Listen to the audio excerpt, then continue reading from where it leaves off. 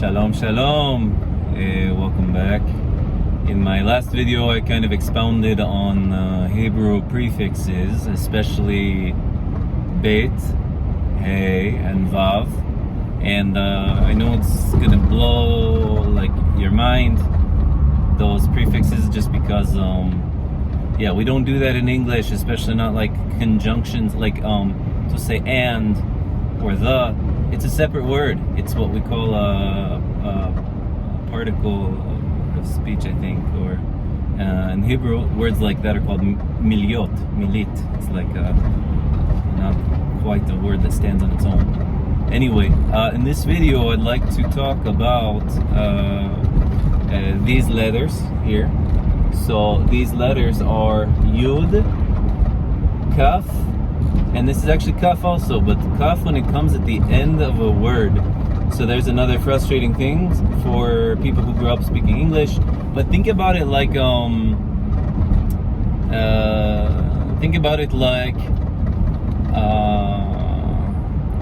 we have capital letters in English. In Hebrew, there are no capital letters. So praise God for that. You'll only have to learn the 22 letters of the Hebrew alphabet and no alternate capital forms like we have in English. But 5 of the letters in Hebrew have an alternate ending form. So really it's 27 different letter forms. So once again, we have here Yud, Kaf, and we call this Kaf sofiyót. Sofiyót means the end. So yeah. So this is Kaf when it comes at the end of a word. So, and Kaf is another letter like Beit that it can take the dagesh in it. And the dagesh, if you put the dagesh inside of it, it means it's pronounced K, as in kilo, or like K. But if you don't have the dot in it and we're using what are called nikud, then it's like Ch. So if we had nikud in here, we would pronounce this Ch. But actually, if you're not using nikud, then you don't know just by looking at it, except that you know how Hebrew works. And when you know how Hebrew works, then you so when you know how Hebrew works, then you know. And anyway, basically the best way, and this is where learning vocabulary becomes important, because as you learn vocabulary, you learn how words change, which actually how words change their forms is called morphology in English.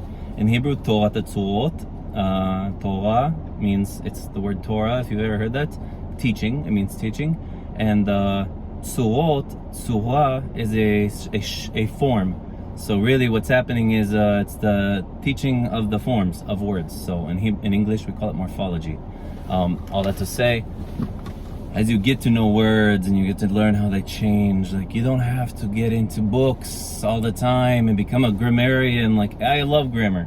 Why? Because actually my reading comprehension is super low. It's one of the worst, like whenever I had to take those tests in school, low. And I read a lot. That's the funny thing. I love to read.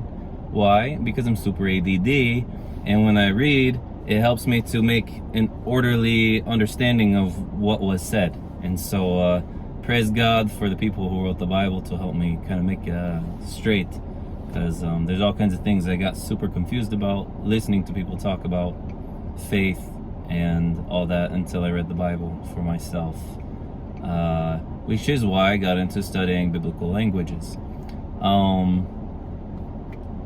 But I love grammar, and it's always been a strength. Where I'm weak in reading comprehension, I'm strong in grammar. So anyway, but not everybody has to be like me. Not everybody has to learn all these like you don't have to know what morphology is. I better move out of his way. You don't have to know what morphology is to learn Hebrew. Just get acquainted with the words, and I'm gonna do my best to introduce you to these things. So Yud, just say Yud, sounds like, or typically Yod is the technical, I don't know, correct way. A lot of Israelis say Yud, so that's what I got used to. Yod is like our Y in English, and in many ways it operates just like the letter Y. Let's see here. for instance, in the English word by, as in B-Y, the Y makes the I sound, right? And in the word like B-A-Y, it sounds like bay. And then B-O-Y, boy. So there's oi, it's part of the oi sound. But anyway, you know, like, I don't know, the Y contributes to this different, I don't know, anyway. So in Hebrew it's kind of similar, and it can just be a simple Y, like in Hebrew, yad. So yad means hand, and so yad. So that's spelled yud, dalit, which you've learned both those letters now. So yud, dalit. Actually, real quick, I'll go ahead and write that word because that's a fun word to know. So yad is spelled yad. Now notice, and I'll show you right here, dalit and kaf sofiyót look a lot alike. So the only difference is kaf sofiyót drops below the normal line of text. You see how the normal kaf looks like that, and the kaf sofiyót, it goes down a little further. So yet dalit, and this is where we're starting to get into letters that look alike. So the good news is it's not a lot of letters, but there are a couple you have to be careful of. Also, for instance, the letter beit, which we learned very early on in the first video, and regular kaf, those look a lot alike too, right? Beit, kaf. Anyway, this is the word yad. So beit, kaf. So just not to get confused, you notice the beit, the line goes out a little further over there, and this one's like a backwards C for our thinking in English. So so it's actually kind of easy to remember because C can make the k sound in English. So that's nice. But yeah, this doesn't look much like that, so that's kind of frustrating. But yeah, you get it. So now that's yud and kaf, 2 letters. The reason I stuck to 2 letters, because in the Aleph Bet song that I've been working through, they do, because there's 2 different pronunciations, k and ch, which, by the way, that ch sound is exactly like chet. In modern Israeli Hebrew, that's exactly like chet. Now, in historical pronunciation, very possibly they never did the ch sound in ancient times, but I wouldn't mess around with like trying to pronounce perfectly like ancient times. Like, come on.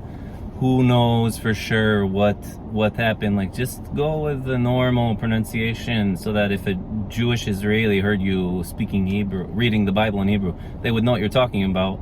And or like the Ethiopian Jew, you know, in the New Testament, he's like trying to read Isaiah. Like, come on, he was able to understand the Bible in the dialect that Philip spoke. So do the same today. Like, don't make yourself an island that nobody can get on. Anyway, yeah, so the song goes, Aleph, Bet, Vet, Aleph, Bet, Vet, Gimel, Dalet, Hey, Gimel, Dalet, Hey, Vav, Zayin, Chet, Tet, Vav, Zayin, Chet, Tet, Yud, Kaf, Chaf. So you see, I switched from Kaf to Chaf, just to remember that it's pronounced differently. So that's just to help you remember that there's 2 pronunciations. So yeah, that's those 2 letters, but it was worth a whole video on it, and also to kind of get into the confusion between letter forms we're starting to get into now. So anyway, all the best.